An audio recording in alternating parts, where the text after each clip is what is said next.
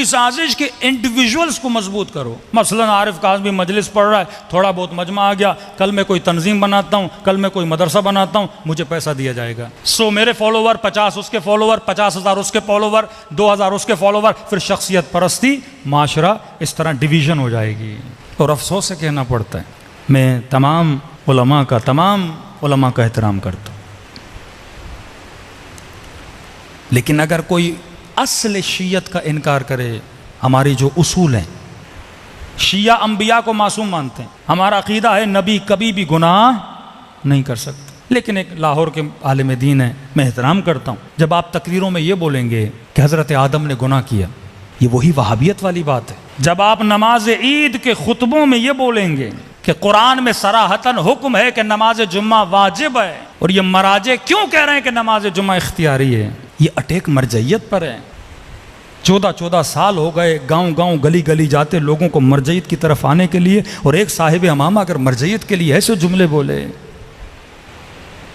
और फिर एक मजाकन जोक बोला जाए कि एक टीचर क्लास को छोड़ के चला जाए और जिसे मॉनिटर बना के जाए, और स्टूडेंट्स को वो ये बोले झूठ में कि आज छुट्टी है, सारे स्टूडेंट निकल जाएं, और बाद में टीचर को पता लगे जिसने ये बोला उसे भी सज़ा देगा, जो भाग गए उसे भी सज़ा देगा। बोले कि आज के मराजे का हाल ये है, अलियाज़ु बिल्लाह, कि इमाम ज़माना ने इनको मॉनिटर बनाया और उन्हें जुमे की छुट्टी करा दी। ये नजरिया वहाबियों का नजरिया है कि कुरान की जाहिरी आयतों पे फतवा देना।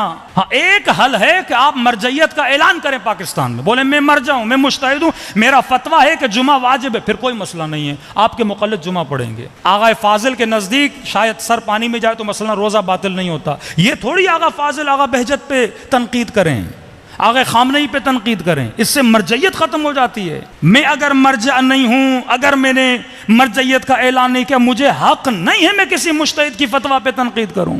ज़वाहिर आयात कुरान पे अगर हुक्म देना होता तो कुरान में शरीयतन लिखा है, अबा हज़रत आज़र को हज़रत इब्राहीम का बाप बताया गया है, और खुदा कहता है वो काफर था। फिर आप भी मानो हज़रत इब्राहीम के वालिद काफर थे, अगर ज़वाहिर पे हुक्म करना है। खुदा कहता है जो यहाँ अंधा है वो वहाँ अंधा है, फिर बोलो कि जो यहाँ अंधा है वो वहाँ अंधा है, ज़ाहिर पे हुक्म करो। खुदा कहता है यदुल्लाह फौक़ अयदीहिम, मेरा हाथ उनके हाथ के ऊपर है, फिर हुक्म दो। सैकड़ों अहादीस हैं छठे इमाम के ज़माने में कि इमाम ने लानत भेजी उन लोगों पर जो जुमा पढ़ने जा रहे हैं। बाज़ हमारे गाली गुल्लात शिया जो बेवकूफ़ हैं वो इस हदीस से क्या समझते हैं कि आज के ज़माने में जुमा पढ़ना हराम है। बाज़ फिर ये नतीजा निकालते हैं, बनु अब्बास और बनु उमैया के ज़माने में जो जुमा पढ़ने जाते थे, बनु अब्बास और बनु उमैया ने अपने मौलवी मस्जिदों में लगाए थे, उनके पीछे इमाम ने फरमाया जुमा पढ़ना मना है। हमारा अकीदा है जब तक हुकूमत इलाही यानी इमाम ज़माना नहीं आते तब तक जुमा इख्तियारी है। हुकूमत मासूम के अंडर जो जुमा होगा वो जुमा क्या है, वाह। अब हदीस मौजूद है, आप हदीस का कैसे इनकार कर सकते हो? और आप लतीफ़े पढ़ो, मराजे का मजाक उड़ाओ। चलो आपने एक लतीफ़ा पढ़ा है, एक आज मैं भी सुना देता हूँ। कहते हैं रसूल खुदा अपने असहाब के साथ गए, ज़ोहर की नमाज़ पढ़ी, यह हदीस है अहले सुन्नत की कुतुब में, शिया में, दोनों में मौजूद है। नमाज ज़ोहर की नमाज़ पढ़ी, नमाज़ पढ़ने के बाद उन्होंने ऊँट का गोश्त खाया। अब वक्त होने वाला था नमाज असर का। अब ऊँट का गोश्त खाने से आपको पता है वज़ू किस चीज़ से बातिल होता है, बदन से हवा खारिज हो जाए तो वज़ू बातिल होता है। इन्होंने ऊँट का गोश्त खाया, किसी की हवा खारिज हो गई। जब बदबू हुई, अब रसूल है ना रहमतुल्लिल लिल आलमीन, वो तो किसी को नहीं बोलेंगे तू उठ के जा वज़ू कर।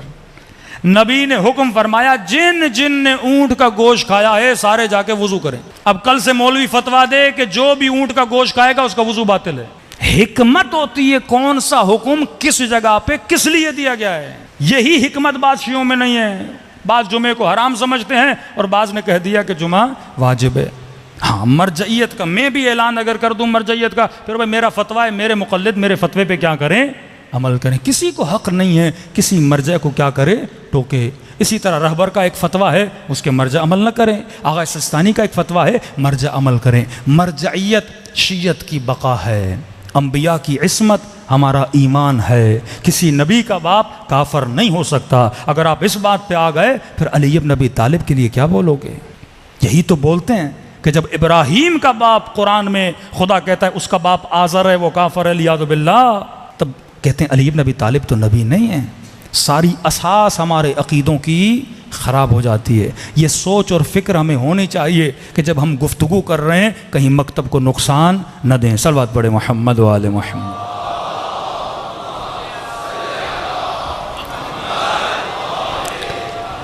आज अब